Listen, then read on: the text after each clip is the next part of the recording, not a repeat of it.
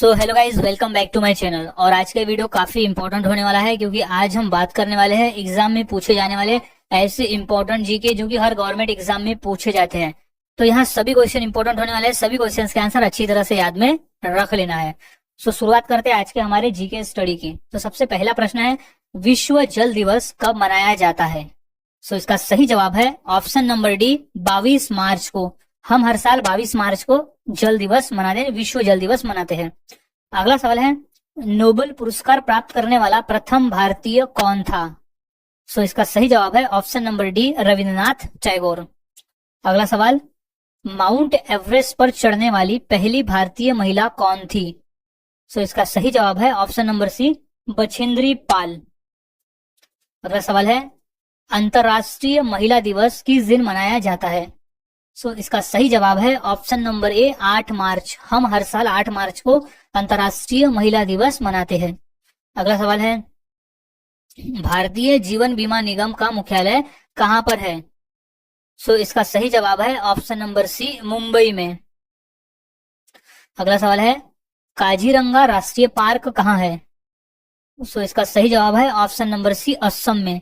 काजीरंगा राष्ट्रीय पार्क असम राज्य में स्थित है। अगला सवाल, देश का लौह पुरुष किसे कहा जाता है? तो इसका सही जवाब है option number A, Sardar Patel, यानी सरदार वल्लभ भाई पटेल को देश का लौह पुरुष कहा जाता है। अगला सवाल है, नालंदा विश्वविद्यालय का संस्थापक कौन था? तो इसका सही जवाब है option number B, Kumaragupta. Kumaragupta Nalanda विश्वविद्यालय का संस्थापक था। अगला सवाल है, महान सम्राट अशोक किस वंश के थे? सो इसका सही जवाब है ऑप्शन नंबर बी, मौर्य वंश के। महान सम्राट अशोक मौर्य वंश के थे। अगला सवाल, भारतीय रिजर्व बैंक का मुख्यालय कहाँ है? सो इसका सही जवाब है ऑप्शन नंबर सी, मुंबई में। अगला सवाल, रिहंद बांध किस राज्य में है? सो इसका सही जवाब है option number B, Uttar Pradesh में। अगला सवाल, चोल शासकों की भाषा क्या थी? सो इसका सही जवाब है ऑप्शन नंबर ए, तमिल भाषा। अगला सवाल, निम्नलिखित में से कौन कविराज के नाम से विख्यात था? सो सही जवाब है ऑप्शन नंबर डी, भोज परमार। अगला सवाल, हुमायूंनामा की रचना किसने की थी? सो सही जवाब है ऑप्शन नंबर ए, गुलबदन बेगम ने। अगला सवाल, भारत में प्रथम आक्रमणकारी कौन था? सो वो था ऑप्शन नंबर बी, मोहम्मद बिन कासिम। अगला सवाल, औरंगजेब का मकबरा कहां पर है? सो सही जवाब है ऑप्शन नंबर सी, औरंगाबाद। अगला सवाल, प्रसिद्ध चेतक घोड़ा किससे संबंधित है? सो सही जवाब है option number C, Maharana Pratap से। अगला सवाल, पाल वंश का संस्थापक कौन था? सो सही जवाब है ऑप्शन नंबर बी, गोपाल। पाल वंश का संस्थापक था। अगला सवाल, किस सिख गुरु ने फारसी में जफरनामा लिखा था? सो सही जवाब है ऑप्शन नंबर बी, गुरु गोविंद सिंह जी ने। अगला सवाल, जगन्नाथ मंदिर किस राज्य में है? सो इसका सही जवाब है ऑप्शन नंबर ए, उड़ीसा राज्य में। अगला सवाल, महाराणा रंजीत सिंह के उत्तराधिकारी कौन थे? तो सही जवाब है ऑप्शन नंबर डी, खड़क सिंह। अगला सवाल, किस राज्य के शासक नवाब वजीर कहलाते थे? सो इसका सही जवाब है ऑप्शन नंबर बी, अवध के नवाब। अगला सवाल, पीतल में कौन सी धातुएं होती है? सो इसका सही जवाब है ऑप्शन नंबर सी, तांबा एवं जस्ता मिलाकर पीतल बनता है। अगला सवाल है, शिवाजी का राज्याभिषेक कहाँ हुआ था? सो इसका सही जवाब है ऑप्शन नंबर ए, रायगढ़ किले में हुआ था शिवाजी महाराज का राज्याभिषेक। अगला सवाल, निम्नलिखित में से कौन अंतिम मुगल सम्राट थे? सो इसका सही जवाब है option number A, Bahadur Shah द्वितीय। अगला सवाल, मुगल काल की राजभाषा कौन सी थी? सो राइट जवाब है ऑप्शन नंबर सी, फारसी भाषा थी मुगल काल की राजभाषा। अगला सवाल, राज्यसभा का सभापति कौन होता है? सो इसका सही जवाब है ऑप्शन नंबर बी, उपराष्ट्रपति। अगला सवाल, सैनिक संगठन खालसा दल की स्थापना किसने की? सो इसका सही जवाब है option number A, Kapoor Singh ने। अगला सवाल है, हुमायूंनामा किसने लिखा था? सो इसका सही जवाब है ऑप्शन नंबर सी, गुलबदन बेगम ने। हुमायूंनामा गुलबदन बेगम ने लिखा था। अगला सवाल है, वाराणसी शहर किस नदी के किनारे स्थित है? सो इसका सही जवाब है ऑप्शन नंबर बी, गंगा नदी के किनारे स्थित है वाराणसी शहर। अगला सवाल, सम्राट अशोक किसके उत्तराधिकारी थे? सो इसका सही जवाब है ऑप्शन नंबर ए, बिंदुसार के। अगला सवाल, महात्मा गांधी जी को अधनंगा फकीर किसने कहा था?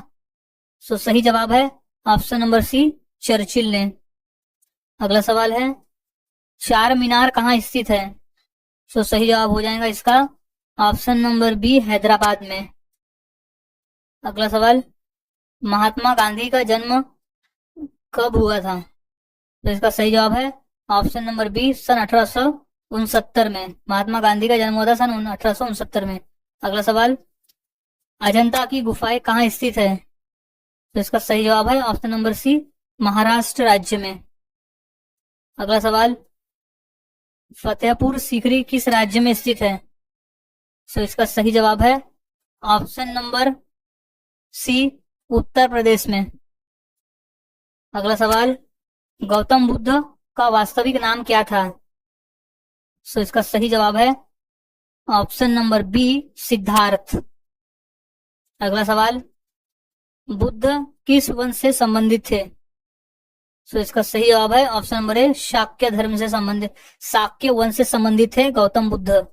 अगला सवाल, अंतरराष्ट्रीय मजदूर दिवस कब मनाया जाता है? सो इसका सही जवाब है ऑप्शन नंबर डी, 1 मई को हम हर साल अंतरराष्ट्रीय मजदूर दिवस मनाते हैं। अगला सवाल, निम्न में से कौन संत महाराष्ट्र के थे? सो इसका सही जवाब है ऑप्शन नंबर बी, संत तुकाराम। अगला सवाल, किसने कहा था दिल्ली अभी दूर है? तो इसका सही जवाब है ऑप्शन नंबर ए, निजामुद्दीन औलिया ने। अगला सवाल, ईसा मसीहा का जन्म कहाँ हुआ था? सो इसका सही जवाब है option number C, Bethlehem. Bethlehem शहर में हुआ था ईसा मसीहा का जन्म। अगला सवाल, न्याय दर्शन के लेखक कौन थे? तो सही जवाब है ऑप्शन नंबर डी, गौतम। अगला सवाल, शास्त्रीय संगीत कहाँ से लिया गया है? सो सही जवाब है ऑप्शन नंबर बी, सामवेद से लिया गया है शास्त्रीय संगीत। अगला सवाल, मुखौटा नृत्य का संबंध किस नृत्य शैली से है? सो इसका सही जवाब है ऑप्शन नंबर सी, कथकली। मुखौटा नृत्य का संबंध नृत्य कथकली नृत्य शैली से है। अगला सवाल है, सबसे प्राचीन वाद्य यंत्र कौन सा है? तो सही जवाब है ऑप्शन नंबर बी, वीणा। अगला सवाल, मोनालिसा क्या है? तो सही जवाब है ऑप्शन नंबर बी, एक चित्र है मोनालिसा। अगला सवाल, इनकलाब जिंदाबाद का नारा किसने दिया? तो सही जवाब है option number D, Bhagat Singh ने दिया था इनकलाब जिंदाबाद का नारा। अगला सवाल है, ओणम किस राज्य का प्रमुख त्योहार है? तो सही जवाब है ऑप्शन नंबर बी, केरल राज्य का। अगला सवाल है, महान सम्राट अशोक किस वंश के थे? तो सही जवाब है ऑप्शन नंबर डी, मौर्य वंश के थे। अगला सवाल, लोधी वंश का अंतिम शासक कौन था? सो राइट जवाब है option number B, Ibrahim Lodhi. Lodhi वंश का अंतिम शासक था इब्राहिम लोधी। अगला सवाल, सबसे प्राचीन वेद कौन सा है? सो सही जवाब इसका ऑप्शन नंबर ए, ऋग्वेद है। अगला सवाल, इलेक्ट्रॉन के खोजकर्ता कौन है? सो इसका सही जवाब है ऑप्शन नंबर डी, जे जे थॉमसन। अगला सवाल, सांची का स्तूप किसने बनवाया? सो इसका सही जवाब है ऑप्शन नंबर ए, अशोक ने। क्वेश्चन मोस्ट इंपोर्टेंट है, ये क्वेश्चन कई बार पेपर में पूछा भी जा चुका है। सो अच्छी तरह से इस क्वेश्चन के आंसर को याद में रख लेना है। अगला सवाल, रानी लक्ष्मीबाई का मूल नाम क्या था? सो इसका सही जवाब है ऑप्शन नंबर सी, मणिकर्णिका। अगला सवाल है, ऑस्कर पुरस्कार का संबंध किस क्षेत्र से है? तो सही जवाब है ऑप्शन नंबर ए, सिनेमा के क्षेत्र से। अगला सवाल, जियो और जीने दो किसने कहा था? तो सही जवाब है option number A, Mahavir Swami ने कहा था जियो और जीने दो। अगला सवाल, भारत की सबसे ऊंची मूर्ति कौन सी है? सो इसका सही जवाब है option number C, Statue of Unity. Bharat की सबसे ऊंची मूर्ति है स्टैचू ऑफ यूनिटी। अगला सवाल है, वेदों की संख्या कितनी है? सो इसका सही जवाब है ऑप्शन नंबर सी, 4 है। वेदों की संख्या टोटल 4 है। अगला सवाल, राज्यसभा के सदस्य के लिए न्यूनतम आयु कितनी होनी चाहिए? सो इसका सही जवाब है ऑप्शन नंबर बी, 30 वर्ष। 30 वर्ष होनी चाहिए राज्यसभा के सदस्य बनने के लिए। अगला सवाल, चंद्रगुप्त विक्रमादित्य का उत्तराधिकारी कौन बना? तो ऑप्शन नंबर बी, कुमारगुप्त प्रथम। अगला सवाल, नाट्य शास्त्र की रचना किसने की? तो राइट जवाब है ऑप्शन नंबर सी, भरत मुनि ने। नाट्य शास्त्र की रचना की थी भरत मुनि ने। इंपॉर्टेंट प्रश्न है, ये प्रश्न पेपर में 2 से 3 बार पूछा भी जा चुका है। अगला सवाल, चाइना मैन शब्द किस खेल से संबंधित है? सो इसका सही जवाब है ऑप्शन नंबर ए, क्रिकेट से संबंधित है चाइना मैन। अगला सवाल, किस देश में सफेद हाथी पाए जाते हैं? सो राइट आंसर है ऑप्शन नंबर ए, थाईलैंड में। अगला सवाल, भारत का फ्लाइंग सिख किसे कहा गया है? सो सही जवाब है option number A, Milkha Singh को कहा गया है भारत का फ्लाइंग सिख। अगला सवाल है, फिरोज शाह कोटला ग्राउंड कहाँ स्थित है? सो राइट जवाब है ऑप्शन नंबर सी, दिल्ली में, जो कि एक क्रिकेट का ग्राउंड है। अगला सवाल, दिल्ली से पहले भारत की राजधानी कहाँ पर थी? तो सही जवाब है ऑप्शन नंबर डी, कोलकाता में। अगला सवाल है, जलियांवाला बाग हत्याकांड कब हुआ था? सही जवाब है ऑप्शन नंबर बी, सन 1919 में हुआ था जलियांवाला बाग। अगला सवाल, भारत का सर्वोच्च नागरिक सम्मान पुरस्कार कौन सा है? सो इसका सही जवाब है option number A, Bharat Ratna है। अगला सवाल, भारत का सबसे ऊंचा बांध कौन सा है? सो इसका राइट आंसर हो जाएगा ऑप्शन नंबर ए, टिहरी बांध। अगला सवाल, चेतक घोड़ा किसका घोड़ा था? सो सही जवाब है option number D, Rana Pratap का घोड़ा। अगला सवाल, भारत में मिसाइल मैन नाम से किसे जाना जाता है? सो इसका सही जवाब है option number B, APJ Abdul Kalam को। अगला सवाल, नीरज चोपड़ा का संबंध किस खेल से है? सो वो है option number B, javelin throw से।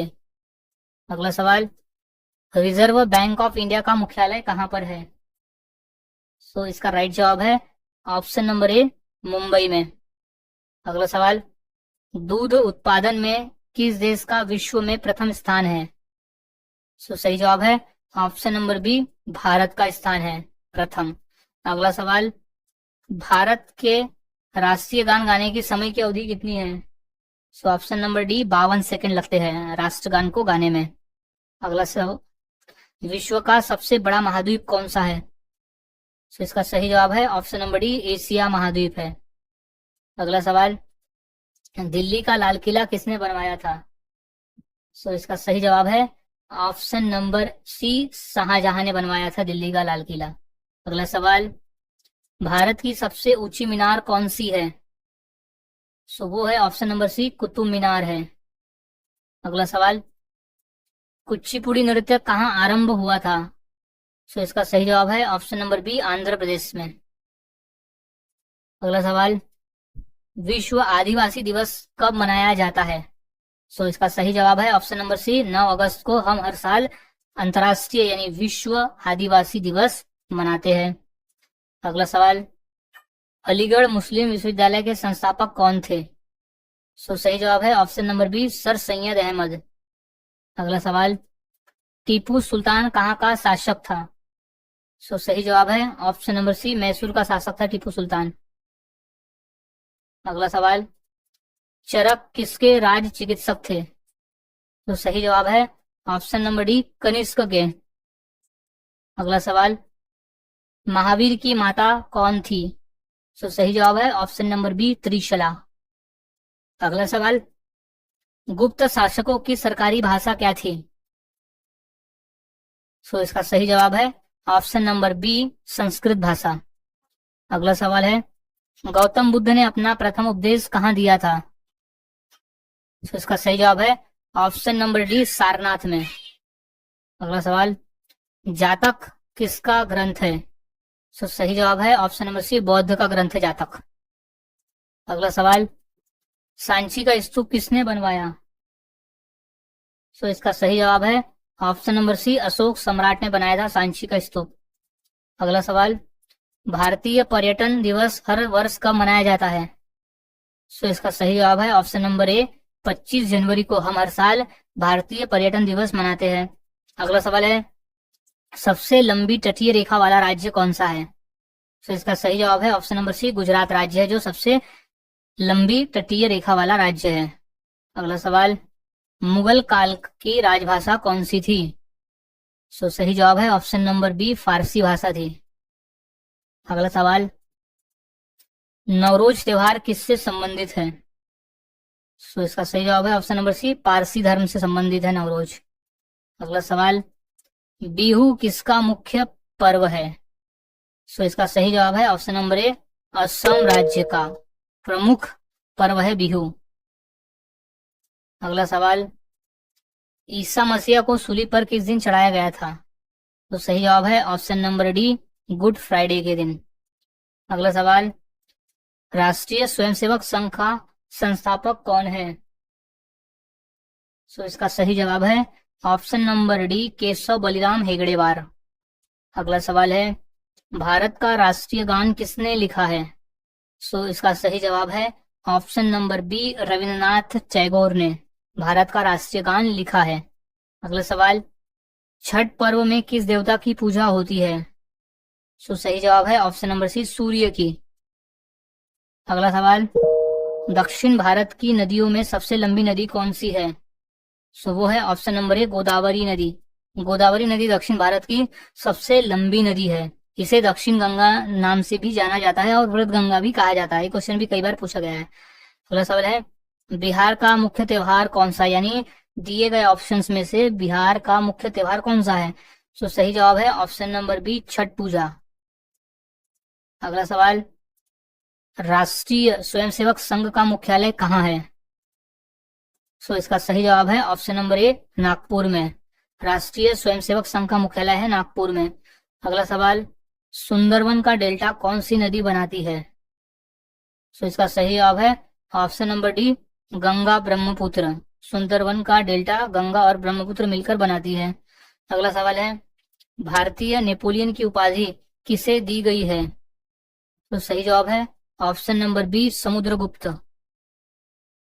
अगला सवाल, भारत के साथ किस देश की अंतर्राष्ट्रीय सीमा नहीं है, यानी ऑप्शन में दिए गए देश में से कौन सा देश है जिसकी भारत के साथ अंतर्राष्ट्रीय सीमा नहीं है? सो इसका सही जवाब हो जाएगा ऑप्शन नंबर ए, श्रीलंका के साथ में।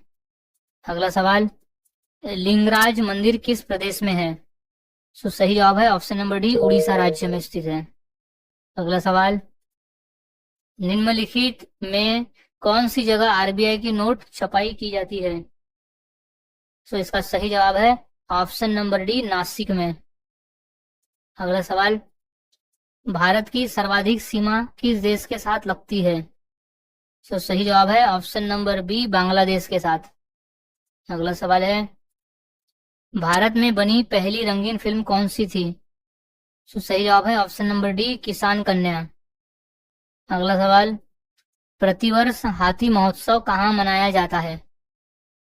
सो इसका सही जवाब है ऑप्शन नंबर बी, जयपुर में मनाया जाता है। अगला सवाल, भारत डायनामाइट लिमिटेड केंद्र कहाँ स्थित है? सो इसका सही जवाब है ऑप्शन नंबर ए, हैदराबाद में। भारत डायनामाइट लिमिटेड केंद्र स्थित है हैदराबाद में। अगला सवाल, गिरनार पहाड़िया कहाँ स्थित है?